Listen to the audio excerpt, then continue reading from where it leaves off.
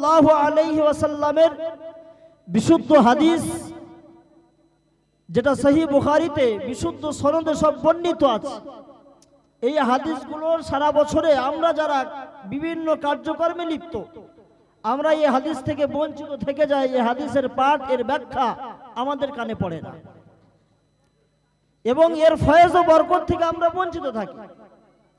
যে সমস্ত মাদ্রাসার ছাত্র কিংবা ছাত্রী, এরাই শুধুমাত্র এই হাদিসের ফয়েজ ও বরকত তারা অর্জন করতে পারে, বাকি দুনিয়াবি কার্যক্রমের সঙ্গে লিপ্ত মানুষেরা এই ফয়েজ ও বরকত থেকে বঞ্চিত হয়।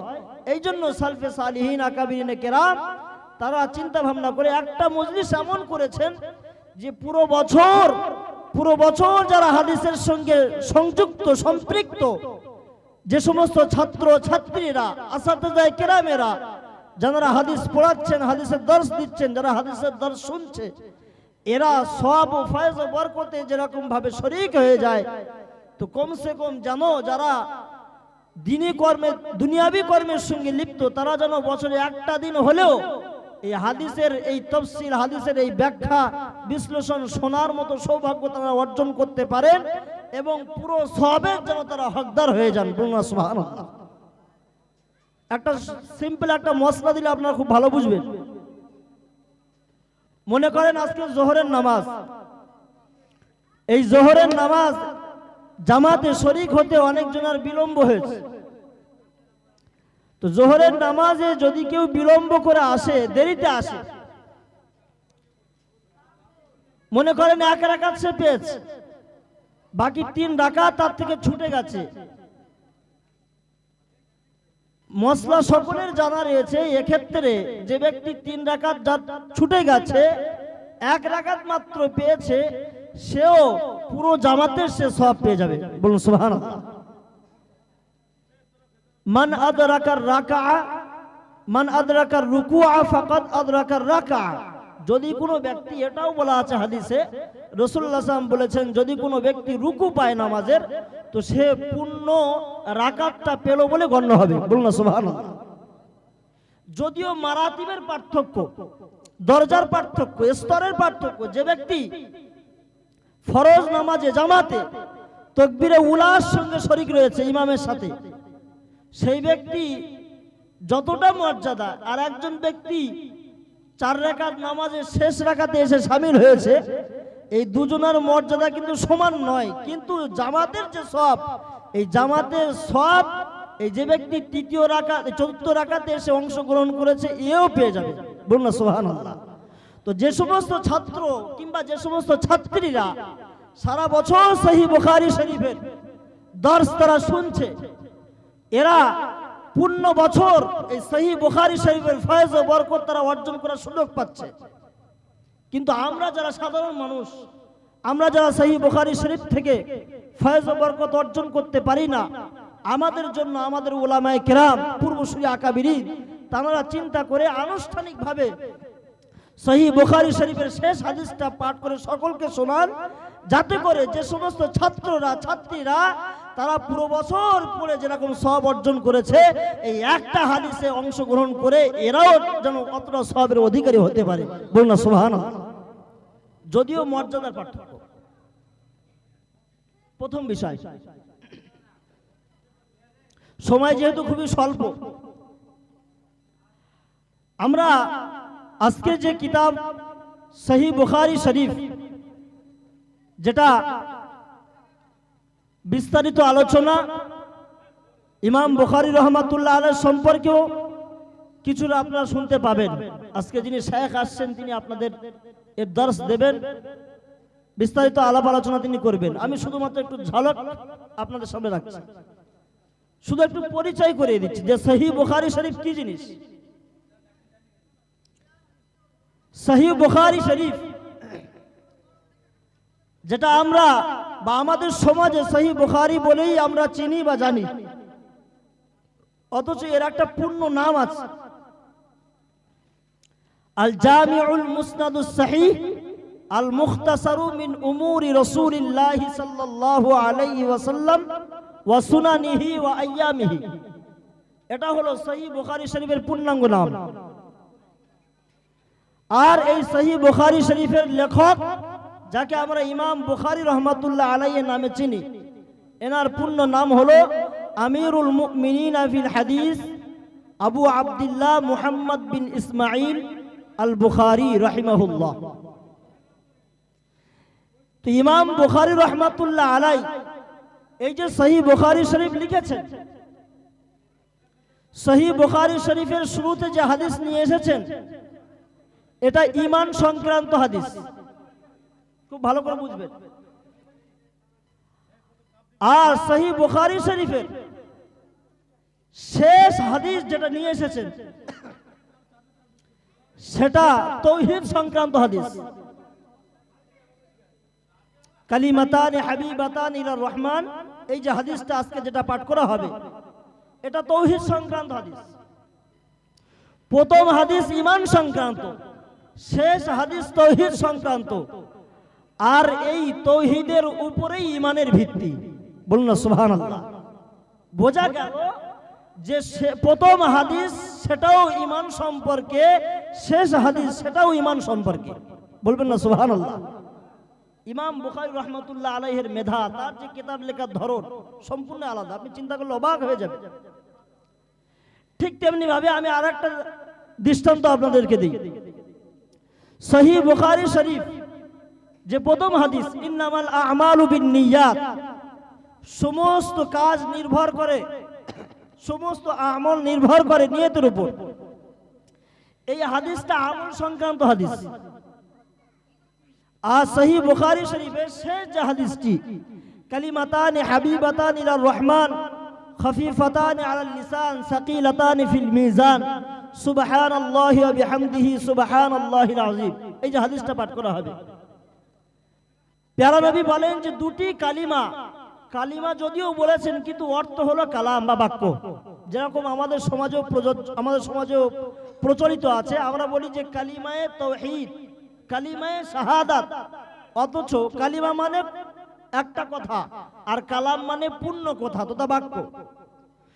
তো কালিমায়ে তাওহীদ বলি, অথচ কি বলি? লা ইলাহা ইল্লাল্লাহ মুহাম্মাদুর রাসূলুল্লাহ, পূর্ণ বাক্য বলি।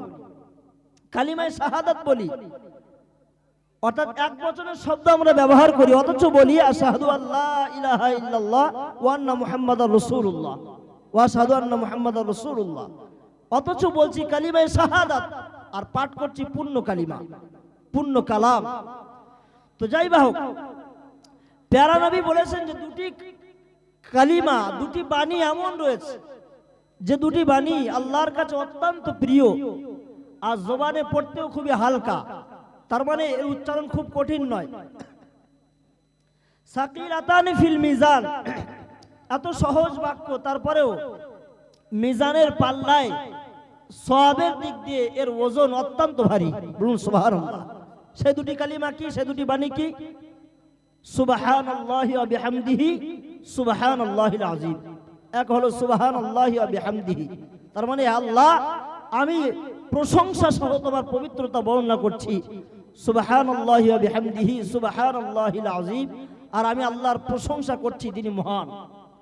তো এই যে দুটি কালিমা, এ দুটি বলুন এটাও কি আমল নয়? রাসূলুল্লাহ সাল্লাল্লাহু আলাইহি ওয়াসাল্লাম যে দুটি কালিমার কথা বললেন, সুবহানাল্লাহি ওয়া বিহামদিহি সুবহানাল্লাহিল আযীম, এ দুটিও তো কালিমা, এ দুটিও তো আমল। তো প্রথম হাদিস আমল সংক্রান্ত আর শেষ হাদিসও আমল সংক্রান্ত। এভাবে প্রথম আর শেষ হাদিসের ভেতরে অনেক দিক দিয়ে সামঞ্জস্যতা এবং মিল রয়েছে, সেদিকে আলোচনা করলে লম্বা হয়ে যাবে। আমি শুধু যতটুকু বলাতে চাইছি সেটা হলো যে ইমাম বুখারী রহমাতুল্লাহ আলাইহি যিনি সহিহ বুখারী শরীফ লিখেছেন, ৭,০০০-এর ঊর্ধ্বে হাদিস রয়েছে। যদি মুকাররারাত এবং মুতাবিআত, শাহিদাত এগুলো যদি বাদ দেওয়া হয় তো খুব বেশি হাদিস নয়। কিন্তু ইমাম বুখারী রহমাতুল্লাহ আলাইহির এই কিতাব সহিহুল বুখারী গোটা পৃথিবীতে এত সমাদৃত হয়েছে, এত মকবুলিয়াতের স্থান পেয়েছে যে আল্লাহর কিতাব কোরআনুল কারীমের পরে এত সম্মানিত পৃথিবীর আর কোনো কিতাব নেই। বলুন সুবহানাল্লাহ। সেই বুখারী শরীফে ইমাম বুখারী রহমাতুল্লাহ আলাইহি প্রথম হাদিসটা আমল সংক্রান্ত, শেষ হাদিসটা আমল সংক্রান্ত হাদিস নিয়ে এসে পুরো উম্মতদেরকে একতার প্রতি ইঙ্গিত করতে চেয়েছেন, একতার প্রতি ইশারা করেছেন যে যাই করো, যদি ইমানের সাথে যদি আমল না থাকে, আমালে সালিহা যদি না থাকে, নেক আমল যদি না থাকে, তাহলে জীবনের সমস্ত কষ্ট করা, সমস্ত রকমের চেষ্টা, এসব কিছুই বিফল। পড়ানো, কাজকর্ম যা কিছুই করি না কেন, যদি আমালে সালিহা যদি অর্জন না করতে পারি, যদি আমরা বিশুদ্ধভাবে নেক আমল না করতে পারি, তাহলে আমাদের সমস্ত কষ্ট বেকার, ব্যর্থ হয়ে যাবে, আমাদের সমস্ত চেষ্টা ব্যর্থ হয়ে যাবে। তো ইমাম বুখারী রাহমাতুল্লাহ আলাই এই প্রথম আর শেষ হাদিস দ্বারা আমল যেটা বোঝাতে চেয়েছেন, এই আমল আল্লাহর দরবারে গ্রাহ্য তখন হবে যখন আমরা আমলটা রাসূলুল্লাহ সাল্লাল্লাহু আলাইহি ওয়াসাল্লামের বিধান মতো আর আল্লাহর নির্দেশ মতো যখন আমরা আদায় করতে পারবো, তখন এই আমলটা আল্লাহর দরবারে কবুলিয়াতের স্থান পাবে, এটাই গ্রাহ্য বলে গণ্য হবে, তার আগে নয়। যে কোনো কাজ, যে কোনো আমল গ্রহণযোগ্য হওয়ার জন্য দুটি জিনিসের প্রয়োজন হয়, এবং কাজটি ভালো হওয়ার জন্য দুটি জিনিসের প্রয়োজন হয়। এক হলো কাজের পদ্ধতি জানা, কি বললাম? এক কি? কাজের পদ্ধতি জানা। আর দ্বিতীয় হলো সেই কাজের ফলাফল, সেই কাজের উপকারিতা, ফায়দাটা কি, এটা জানা। তো যদি কাজের পদ্ধতি জানা যায়, কাজের ফলাফল, তার উপকারিতা যদি জানা যায়, তাহলে সেই কাজ করে কোনো মানুষ লাভবান হবে, এই নিশ্চয়তা দেওয়া যেতে পারে। উদাহরণস্বরূপ, আপনি যদি আমাকে জিজ্ঞাসা করেন, আপনি এই বক্তৃতা দিচ্ছেন, এই বক্তৃতা আমি যদি এই ভাইকে বলি যে আমি বক্তৃতা দেবো আজকের 5 মিনিট, তো ভাই নিশ্চয়ই আমার সম্পর্কে খোঁজ নেবেন যে আমি বক্তৃতা পারি কিনা, আমি কথা বলতে পারি কিনা, এই যোগ্যতাটা আমার আছে কিনা। তার মানে এই কাজের ধরন, এই কাজের পদ্ধতি আমার একটা জানা আছে কিনা। আর আমার চিন্তা থাকবে, আমি যে বক্তৃতা দিচ্ছি, এই বক্তৃতার পিছনে আমার লাভ কি হবে, আমার উপকারিতা কি হবে, চাই সেটা দুনিয়াবি হোক, উখরাবি হোক, একটা লাভ তো থাকবেই। তো আমার লাভটা কি হবে?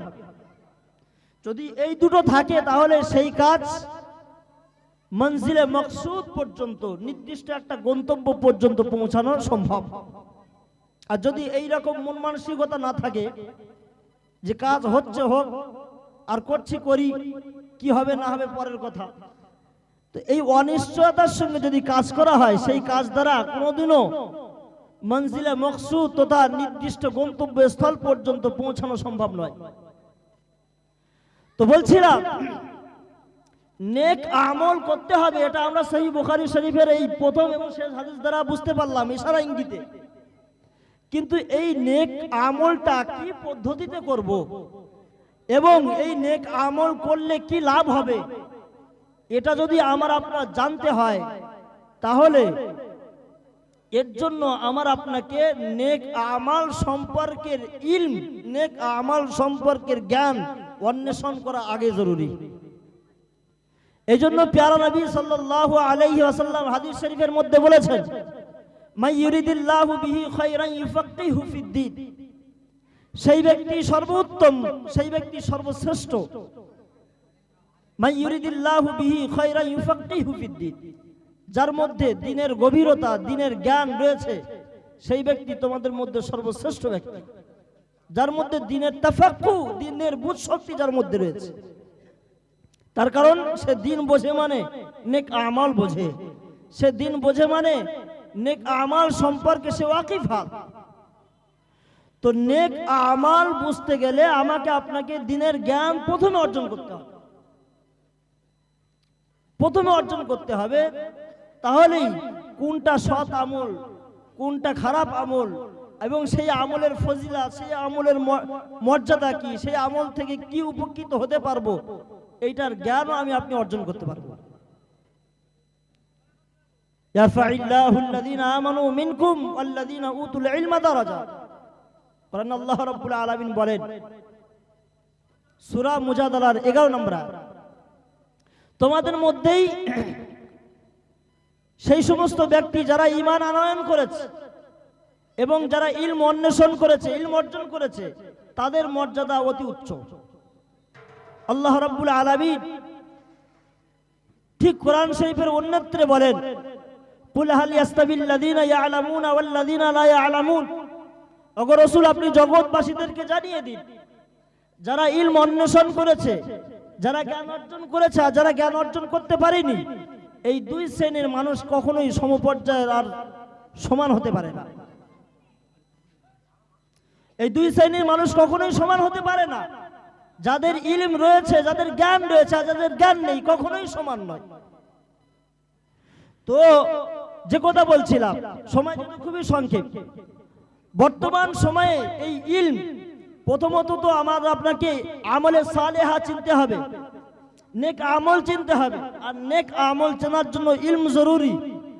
আর ইলম অন্বেষণ করার বহু মাধ্যম, বহু পন্থা রয়েছে, তবে তার মধ্যে শ্রেষ্ঠতম পন্থা মাধ্যম হলো মাদ্রাসা শিক্ষা। মাদ্রাসা শিক্ষা আমাদের সমাজে পুরুষের দ্বীনি শিক্ষা অর্জন করা অত্যন্ত সহজ। তার কারণ পুরুষের জন্য দ্বীনি ইলম অর্জন করার বিভিন্ন পন্থা আছে। ওয়াজ নসিহতের মজলিস রয়েছে, আলেম ওলামাদের সোহবত, তাদের সংস্পর্শে গিয়েও দ্বীনি ইলম অর্জন করা যায়। মাদ্রাসা রয়েছে। কিন্তু মেয়েদের দ্বীনি ইলম অর্জন করা অত্যন্ত কঠিন। আপনারা যদি দেখেন তাহলে হাতে গোনা হয়তো কয়েকটা মাদ্রাসা দেখতে পাবেন যে সমস্ত মাদ্রাসাতে মেয়েদের জন্য দ্বীনি ইলম বা দ্বীনি শিক্ষার ব্যবস্থা রয়েছে।